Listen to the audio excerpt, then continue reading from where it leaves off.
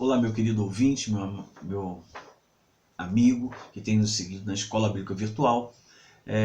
Estamos encerrando os estudos da Bíblia, agora falando da Bíblia Católica, dos livros da Bíblia Católica, e vou falar dos livros históricos, dos livros deuterocanônicos ou apócrifos, que são históricos, que constam na Bíblia Católica. E hoje vamos conhecer um pouquinho o resumo de cada dos livros históricos. Então tem o primeiro e segundo Macabeus, né? No início há um breve resumo histórico sobre Alexandre o Grande, porque ele pega esse período entre o Antigo Testamento e o Império Romano, Alexandre o Grande ali com seus generais, muito interessante. Apresenta uma narrativa histórica começando com a ascensão de Antíoco Epifânio, quer dizer, depois de Alexandre, e as medidas que tomou para reprimir a religião judaica. Fala da resistência desenvolvida pelo sumo sacerdote Matatias, relata a luta e a morte de Judas Macabeus e também fala de Jonatas e Simão, incluindo a morte de Simão. A narrativa que esse livro tem apresenta discursos, orações, cânticos, lamentações, salmos, triunfos, mas nada de questões assim, de intervenções divinas, milagres, coisas miraculosas, assim, nada disso. Apenas homens que lutaram contra homens buscando a orientação de Deus, do Deus Yahvé. O segundo livro de Macabeus ele é dividido em cartas e podemos ver essas cartas mais estruturadas do que no primeiro, apesar que o primeiro dizem que também é feito dessa forma, né? Contém um convite dos judeus de Jerusalém aos judeus do Egito para comemorarem juntos a festa das cabanas, que é no mês Casleu, e depois apresenta, na segunda parte do livro, nessa segunda carta, apresenta o mesmo remetente enviando para os destinatários, Aristóbulo e judeus do Egito. Esse convite é cheio de lendas e milagres e tem como ponto final a comemoração da festa no templo, o Hanukkah, a rededicação do templo. E vai falar sobre o Hanukkah, a festa das luzes, vem então falando do Natal, como é feito os enfeites, inclusive de árvore, pintura de casa, enfeite da casa, guirlandas, tudo que a gente tem no Natal, o Hanukkah apresenta isso. A rededicação do templo, Jesus ele se apresenta como sendo filho de Deus, eu e o Pai somos um em João 10, no Hanukkah, na festa das luzes. Então é importante conhecer esse momento histórico, que é muito importante no livro de Macabeus. Eles não aceitam que o templo seja profanado e eles então criam uma revolta e depois rededicam o templo ao Senhor. E o livro vai mostrar essa narrativa histórica, com algumas partes aí de convites para que o povo possa participar. Então, é um livro histórico de um período que não temos nenhum escrito e vale a pena conhecer, muito importante. O segundo é adições ao livro de Esther, como eu mostrei no vídeo anterior da Bíblia Católica, são adições que aparecem escrito em itálico, com capítulo 1, versículo 1a, 2b, e vai assim em sequência para dizer que são adições, né, capítulo 1, do 1a a 1r, são preliminares que falam do sonho de Mardoqueu que ele teve sobre a conspiração contra o rei. Vai explicar melhor o livro de Esther. Capítulo 3, versículos 13a a 13g, é o texto da carta do rei Assuero, que não consta nos livros protestantes. Do capítulo 4, versículo 8a e 8b, é a cópia do edito de extermínio publicado em Suzã. No capítulo 4, versículos 17a a 17z, as orações de Mardoqueu e de Esther. Capítulo 5, versículo 1a a 1f, relata a presença de Esther perante o rei no palácio. Capítulo 5, versículo 2a a 2b, relata quando Esther fala com o rei. Capítulo 8, versículo 12a a 12b, o decreto de habilitação do rei Assuero. Capítulo 10, versículo 3a a 3l, palavras de Mardoqueu e nota sobre a tradução grega do livro. Por que é importante saber isso? Porque no livro de Esther não tem certas partes, não aparece, e aqui aparece, então dá para você entender um pouco melhor. É interessante, não tira nada do texto de Esther e faz até compreender melhor o que eles entendiam, o que os judeus entendiam na época. Então, vale a pena ler. O outro livro histórico é o livro de Judite. O livro de Judite é uma narrativa de uma vitória do povo de Deus contra os seus inimigos através de uma intervenção de uma mulher.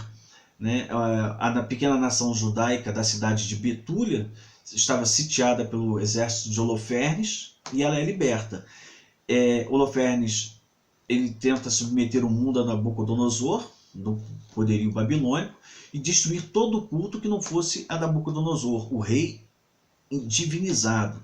Os judeus estão sitiados em Betúlia e dentro de 5 dias estão presos ali e começam a sentir falta d'água. Então estão prestes a se renderem. Holofernes, que sitiou, fica sabendo da história do povo de Deus com Deus, né, com Yahvé, e vê como Deus trabalha. Aí levanta nesse período Judite, uma jovem viúva, bonita, sabe? Como todas as mulheres que a Bíblia apresenta, né? As judias, elas são belas, são as mulheres mais lindas do mundo. Coloca isso, né? Piedosa, decidida, que vence sucessivamente o desalento de seus compatriotas e o exército assírio.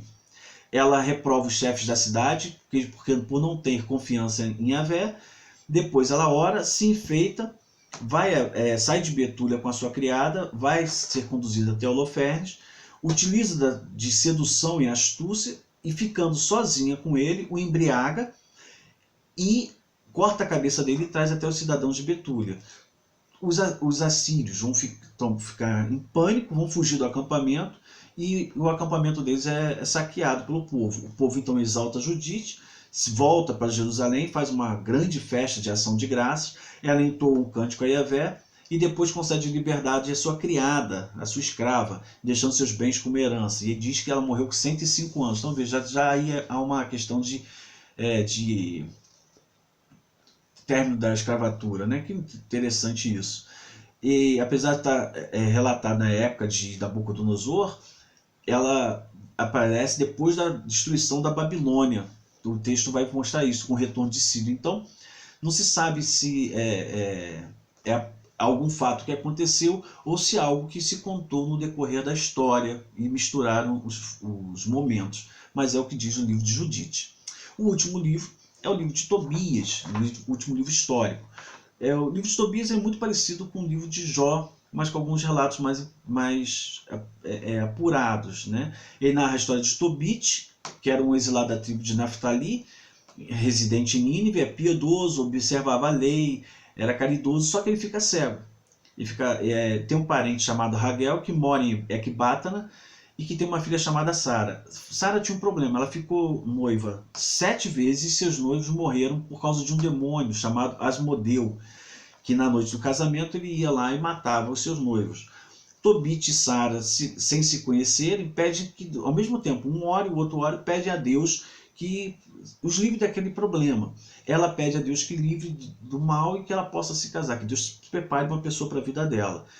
Então Deus responde às orações, envia um anjo chamado Rafael que conduz Tobias até a casa de Sara, não é Tobit, é Tobias.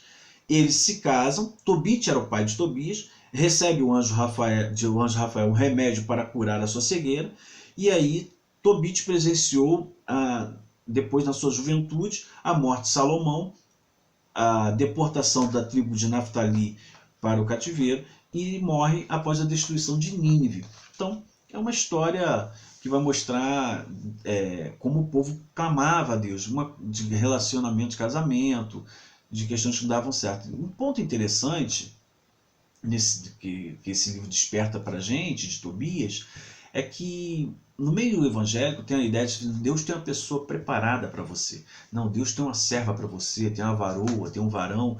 Isso existe só no livro de Tobias. Nos demais, não. O que há é uma oração pedindo que Deus confirme como deveria ser. No caso de Isaac, Rebeca, né? Deus não mostra que tem preparado.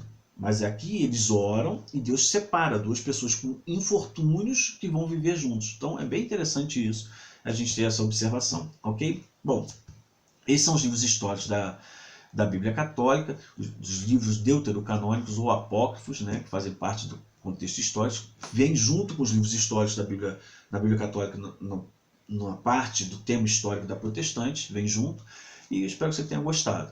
Não esqueça de dar o seu likezinho, de se inscrever no canal do YouTube ou no Facebook, acionar o sininho, compartilhar para que mais pessoas possam conhecer. No próximo estudo, vamos estar falando aí dos livros poéticos da Bíblia Católica, ok? Um abraço e até o próximo.